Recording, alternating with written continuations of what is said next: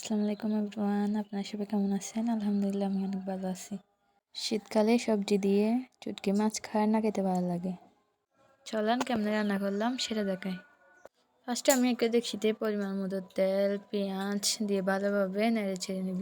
পেঁয়াজগুলো ভাজা হয়ে গেলে পরিমাণ মতো হলুদ মশলা লবণ দিয়ে ভালোভাবে কষিয়ে নিব। কিছুক্ষণ কষানোর পর আমি স্বাদ মতো মরিচ দিয়ে দিব। সব উপকরণ একসাথে কষানো হয়ে গেলে টমেটো কুচিগুলো দিয়ে দিব। আরও কিছুক্ষণ কষানোর পর শিমের বিচিগুলো দিয়ে দিব। শিমের বিচিগুলো ভালোভাবে নেড়ে ছেড়ে কিছুক্ষণ কষিয়ে নিব। স্বাদ মতো লবণ দিয়ে দিব, লবণগুলো দিতে ভুলে গিয়েছিলাম। এখন আমি ধুয়ে রাখা চুটকিগুলো দিয়ে দিব। চুটকিগুলো দিয়ে দেওয়ার পর বেশ কিছুক্ষণ কষিয়ে নিব।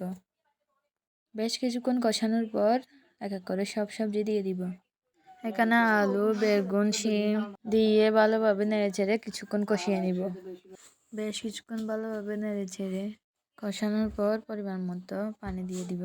পরিমাণ মতো পানি দেওয়া হয়ে গেলে বেশ কিছুক্ষণ ঢাকনা দিয়ে রেখে দিব।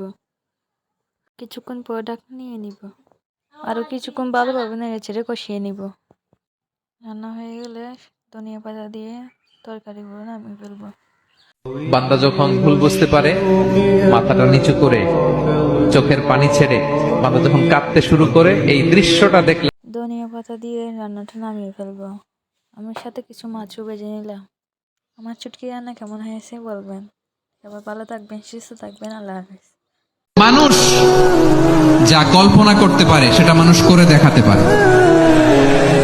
তুমি তোমার কল্পনার রাজ্যকে সাজাও, তোমাকে হারাতে